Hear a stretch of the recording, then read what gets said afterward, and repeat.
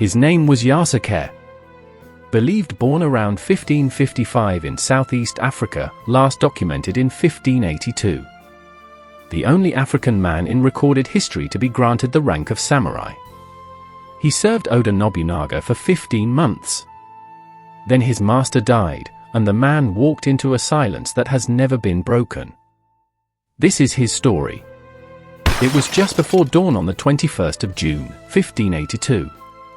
A foreign man in samurai armor was running through the smoke of a burning temple in Kyoto, sword drawn, trying to reach a master who was already dead. Why does the trail of the only African samurai end here, with no grave, no name in the temple registers, and 400 years of silence? This is the story of a man Japan recorded carefully for 15 months, and then stopped recording entirely. We know what he looked like. We know his height. We know the name of the dish his lord served him. We know the color of his sword. And then, on a single morning in 1582, the documents stop. The man simply walks off the page. To understand why, you have to walk the road he walked first. He was probably born somewhere along the eastern coast of Africa, in what is now Mozambique. The Portuguese slave routes had passed through his village for at least a generation. By his early 20s he had been taken by a Jesuit missionary named Alessandro Valignano. Valignano kept him as a bodyguard, not a slave. The distinction mattered. The man could read situations, carry a sword, and stand still for a long time. Valignano valued all three. In the spring of 1579, Valignano landed in Nagasaki and began the long walk inland. He brought his bodyguard with him. They moved through fishing villages and post stations where no one had seen a black man before. Children threw stones. Adults threw rumors. By the time they reached Kyoto in March of 1581, the rumors had become a crowd. The crowd was so dense at the gate of the Jesuit residence that several people were crushed. Word of this reached Oda Nobunaga. The most powerful man in Japan demanded to see what the fuss was about. Nobunaga's first reaction was disbelief. He thought the dark skin was paint. He had his retainers strip the man to the waist and scrub him with a coarse cloth in front of the assembled court. The skin did not come off. Nobunaga laughed for a long time. Then he stopped laughing and offered the Portuguese Jesuit 100 coins for the man. Valignano agreed. The next morning, the bodyguard had a new master, a new name, and a new country. The name Nobunaga gave him was Yasuke. What happened over the next 15 months has almost no parallel in Japanese history before or after. Nobunaga took Yasuke into his personal entourage. He gave him quarters inside Azuchi Castle, the new fortress overlooking Lake Biwa. He gave him a stipend, which meant Yasuke was on the official payroll of the Oda clan. He gave him a katana, made by a swordsmith from the province of Omi, with a black lacquered hilt that matched the man's skin. And, most extraordinarily, he gave him the title Bushi, samurai. In a society that calculated rank by ancestry going back 12 generations, a man whose ancestry began in a Portuguese ship's hold was granted the same status as the sons of the oldest warrior families in the country. There were practical reasons. Yasuke was tall. The Portuguese Jesuit Luís Ferreira recorded him at 6 shaku 2 sun, roughly 6'1" in modern measurement, when the average Japanese man of the period stood 5'2". He had the strength of 10 ordinary men, Ferreira wrote. He could speak some Japanese already, and learned quickly. He sat at Nobunaga's side during meals, which was the highest mark of trust that Lord could offer. But the practical reasons do not fully explain it. Nobunaga was 68 days from his 50th birthday when he met Yasuke, in a culture that considered 50 old. He had unified most of central Japan after 25 years of war. He had killed his own brother.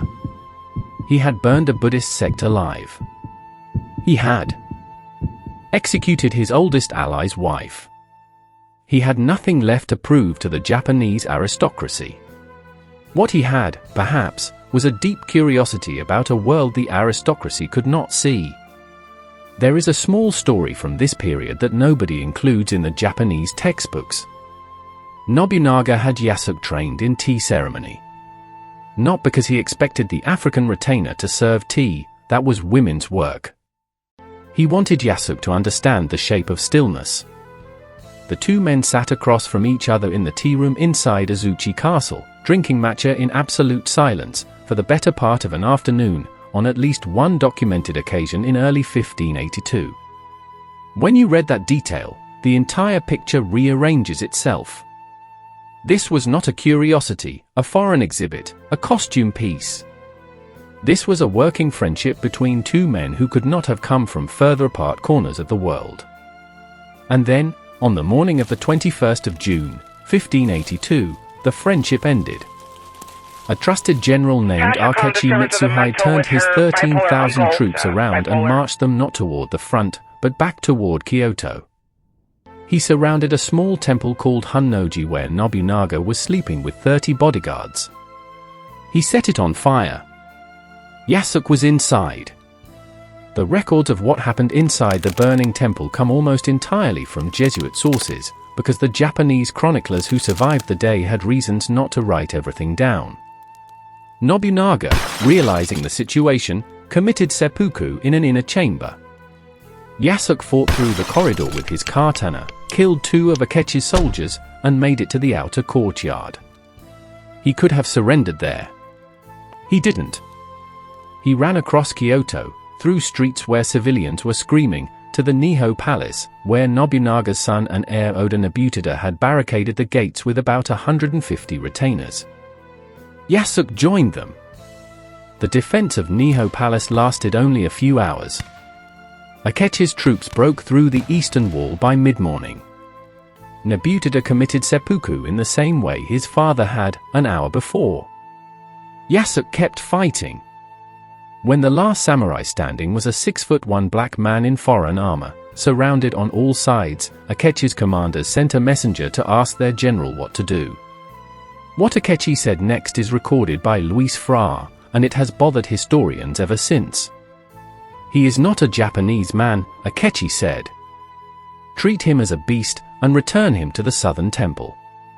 The Southern Temple meant the Jesuit residence in Kyoto. Akechi was, in effect, declaring that Yasuke was not subject to the laws of war. He was not a soldier who could surrender with honor. He was not an enemy who could be executed for service to a defeated lord. He was a foreign object, and foreign objects went back to the foreigners. Yasuke was disarmed and walked across the city, alive, to the Jesuit residence. The Jesuits took him in. And then the record stops. There is no entry of his death. No registration of his return to Africa or Goa or Portugal. No mention in the Jesuit ledgers of his subsequent assignment. He does not appear in any Japanese document for the next 400 years. The only African samurai in recorded history simply stops existing in the written world. There are theories. Some scholars think he was eventually shipped back to Mozambique and lived an ordinary life there. Others think he joined a Portuguese trading vessel as a guard and died at sea. A few quiet Japanese historians suspect he stayed in Kyoto, took a Japanese name, married a local woman, and lived for decades in a small house, choosing the silence over the fame. Nobody knows. What Yasuke leaves behind is not a tomb or a lineage or a school of swordsmanship. What he leaves behind is the question of what it means to disappear from history while you are still alive. Most of us assume we will be remembered. We assume the documents will track us. We assume that when we walk into a city, that city will record our entry, and when we walk out, it will record our exit. We assume our names will outlast us by at least a generation. Yasuke had the second highest rank a man could hold in 16th century Japan, sat at the right hand of the most powerful warlord in East Asia, fought through fire to defend his master's son, and then vanished. The documents that recorded his height and his sword and his tea ceremonies stopped, all at once, on a single morning. And he had, perhaps, another 40 or 50 years of life left. If this story stayed with you, subscribe, there's a new one every few days. The lesson Yasuke offers is not about being remembered. It is about being free to stop performing being remembered. The man who walked out of the Jesuit residence in Kyoto in the summer of 1582 had, for the first time in his life, no master, no audience, and no script. What he did with that freedom is the part the documents could not capture. If you had survived Hunno-ji, walked across burning Kyoto, and been told you were free to disappear, would you have stayed in Japan, or sailed for home? Tell me in the comments. One word is enough. Tales of Old Japan publishes one story every Sunday, Wednesday, and Saturday. If this one moved you, subscribe, and consider reading more at the Japan Dispatch, the newsletter that keeps these stories alive. Link in the description. Next on Tales of Old Japan, Saigo Takamori, the rebel who became the model for The Last Samurai.